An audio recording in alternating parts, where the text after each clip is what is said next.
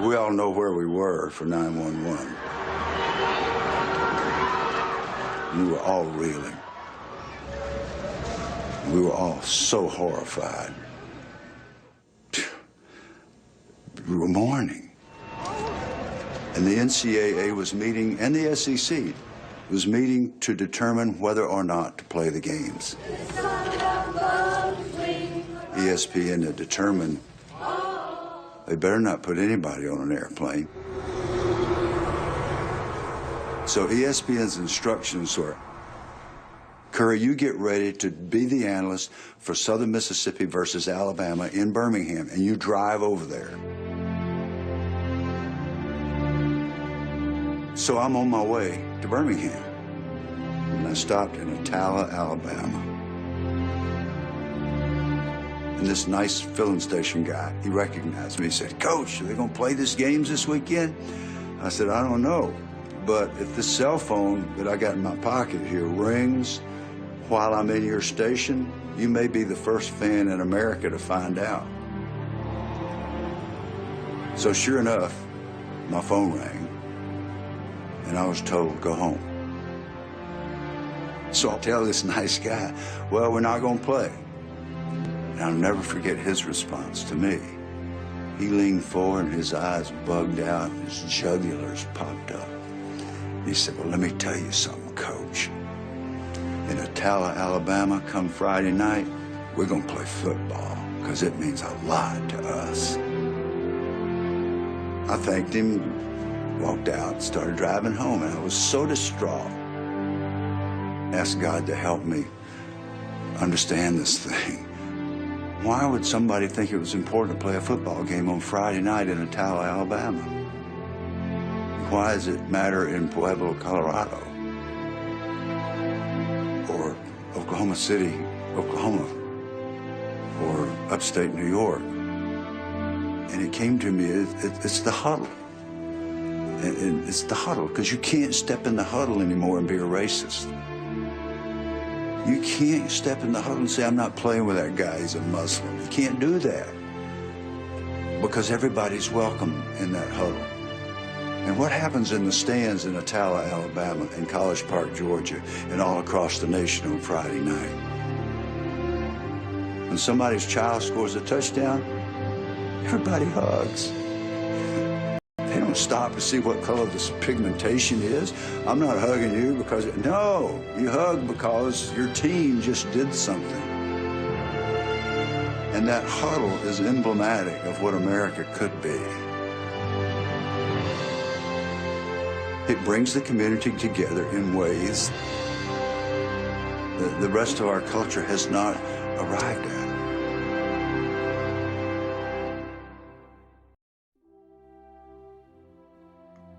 Hello, this is Coach Bill Curry. I'm an old football guy. When I say old, I mean really old. I've been in and around the sport for over half a century. And I love everything about football, except that a lot of people don't understand what really matters. I don't like all the stuff that gets attached to our game. And I love games that are played for all the right reasons. And I have never seen a better one than the Cotton Bowl. I wish I could talk at length about all the wonderful memories I had just looking and thinking about what you've been doing all these years with your Cotton Bowl. But I was thrilled to be asked to participate and to tell a brief story and to talk a little bit about something that from my experience that might help you to enjoy this evening where you're having dinner together. I understand the two teams, and praying each of you for the other team to play their very best. That is the best of the football world. That's the best that God gave us in this highly competitive, tough sport. To love each other that way, play our guts out, play our hearts out, and then hug each other when it's over. When I was a rookie with the Green Bay Packers, it was 1965. And those Packer teams are already being called the greatest teams of all time. The coach was Vince Lombardi, and I was the last draft choice. But being the last draft choice was not my biggest problem. My biggest problem is that I'd never been in a huddle with an African-American person. I was a white kid from College Park, Georgia. I had played in the Jim Crow South, and all we had was segregation, segregation, segregation. We didn't even get to experience each other, meaning African American and white kids, in social settings. It was just tragic. And we lived in a world that was very much like this nightmare that we're living in right now, very much like this. And so when I went to the Green Bay Packers, I looked around the locker room and I was stunned, because Vince Lombardi had a lot of great attributes, but his best attribute is that he would not tolerate racism. If you could play, you were going to be on the team. He did not care what color your skin was. He didn't care what your religion was. He didn't care which side of town you came from. He only cared if you could contribute to the Green Bay Packers. He had more African-American players at a time when other teams had quotas and bragged about it. He had more African-American players than just about anybody in the National Football League. And guess what? Nobody could beat us. Well, I saw all that, and I felt like, well, okay, I'm in trouble.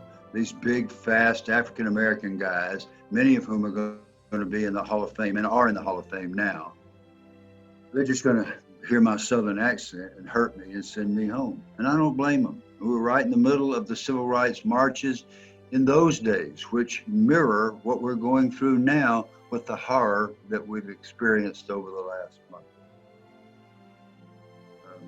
Sick about it then, sick about it now. So what can we do?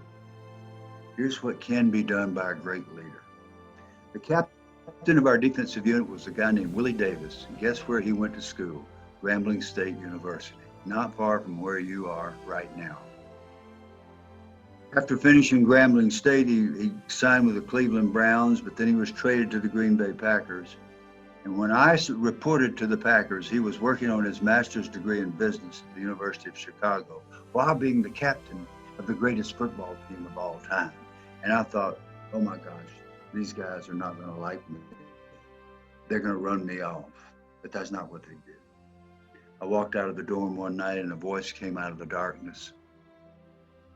Bill, I thought it was God. I just collapsed in the grass. It was Willie Davis. He said, I'd like to speak to you. And I said, oh no, he's going to tell me to get lost and go home. And I'm not good enough to be on their team. That's not what he did. He said, Bill, I've been watching you at practice. I like your effort. You tried so hard. You got a chance to make our team. And I'm going to help you. When Lombardi's screaming at you and terrifying you, and when Ray Nitschke, the middle linebacker's tearing your head off, and they did, both of them did their thing. He said, when you don't think you can take it another minute, you come find me. I'll get you through it. I'll get you through it. So sure enough, when Lombardi screamed and Nitschke hit me in the mouth and broke my headgear and broke my nose, I ran and found Willie D. You know what we call him? We call him Dr. Feel Good. I said, how you feel, old man? He said, feel good, man. Feel good. You can do it. So what'd the great man do for the terrified white kid? He didn't just help me to play in the National Football League, which I did for 10 years. He didn't just help me to go to 4 World Championship games, which I had the privilege of doing on great teams. He changed my life. My life was transformed by God and a great man working together. It was an unexpected, undeserved, unrewarded act of kindness from a great leader. And unexpected, undeserved, unrewarded acts of kindness from great leaders demand a response. And I had no choice but to do. So I tried to do for other players what the great Willie Davis had done for me. And I never looked at another human being in the way I had in the past. So we all have a capacity to influence. And I followed Willie around for years and years, bugged him to no end. He'd get mad at me sometime. We'd be at some conference and I'd say, I need to talk to you. He'd say, don't ask me that question again. I'd always say, why'd you do that? Why'd you do that to the terrified white kid? And he didn't want to talk about it. Finally, after about 40 years, we were at Colorado at a leadership institute. And he said, Bill, I did that because of my Christian faith. God moved me to speak to you. And I thought if I told you that earlier, that you would think I was bragging about my faith. Well, our faith moves us to do the right thing. And when you feel it inside, to go extend your love to another human being who may look different and be different from you, you do it. You do it. God will use you to change that life. Your game will be even greater than it is today. God bless you. I love you all.